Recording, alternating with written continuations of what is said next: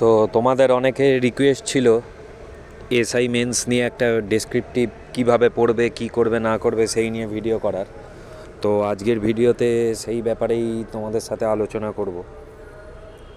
Just আমি নিজের experience share করব, যেভাবে আমি কোনো ইনস্টিটিউট ছাড়া, গাইডেন্স ছাড়া দুটো এসআই মেন্স ক্লিয়ার করেছিলাম, সেটুকুই তোমাদের বলবো। প্রথম হচ্ছে বাংলা ইংলিশ, দুটো ডেসক্রিপটিভ ওয়েতে রয়েছে। 50 + 50 100 নাম্বার রয়েছে।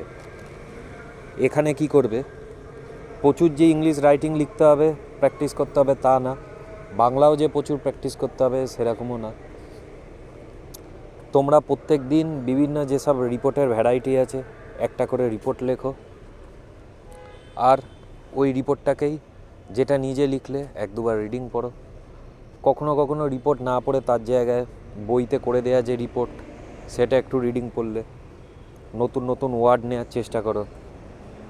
কিছু বেসিক যেসব রিপোর্ট রয়েছে, আলাদা আলাদা ভ্যারাইটি, তো প্রত্যেকটায় দেখবে কিছু প্যাটার্ন থাকে, ওই প্যাটার্নগুলো নেওয়ার চেষ্টা করো।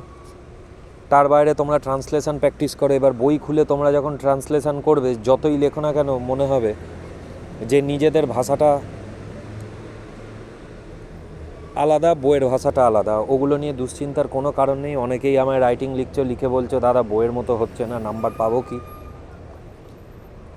তো বইয়ের ব্যাপারটা সম্পূর্ণ আলাদা। বইটা জাস্ট রয়েছে সাময়িক, তোমার একটা ইমপ্রুভমেন্ট হবে, নিজেদের একটু রাইটিংটা বেটার হবে।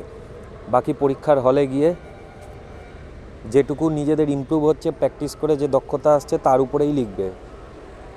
সেই তোমাদের নিজেদের ভাষাতেই আসবে। বইয়ের মতো পারফেক্ট সবারটা হয় না।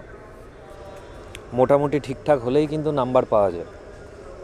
স্পেলিং মিস্টেক, গ্রামাটিক্যাল মিস্টেক না করার চেষ্টা করবে। সহজভাবে, সহজ ভাষায় লিখবে, তাহলে দেখবে তোমাদের মিস্টেক কম হচ্ছে।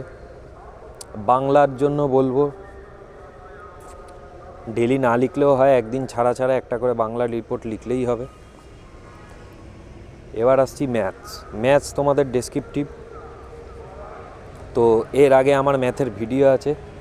ইম্পর্টেন্ট ওয়াইজ যেসব ম্যাথের chapter, average, ratio proportion, problem on ages, simple compound interest, percentage, profit loss, এগুলোর উপরে তোমরা ম্যাথ প্র্যাকটিস করো ডেসক্রিপটিভ ওয়েতে।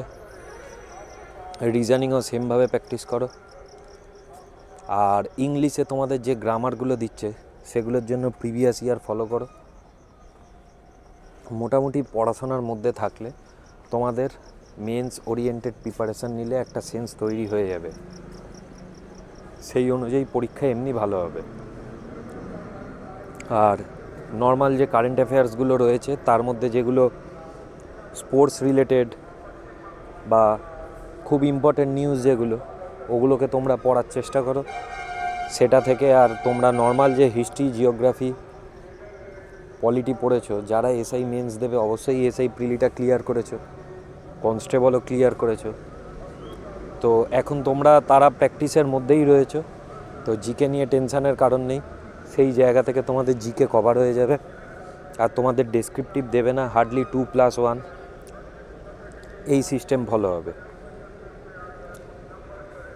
তো এটুকুই বলবো, যে যা প্র্যাকটিস করেছো আরও এক্সট্রা বই ঘাটার চেষ্টা করো না, নতুন কিছু করার চেষ্টা করো না। একঘেয়ে লাগলে ওই একই প্র্যাকটিস ডেলি করো, আর পরীক্ষায় গিয়ে নিজের 100% দাও।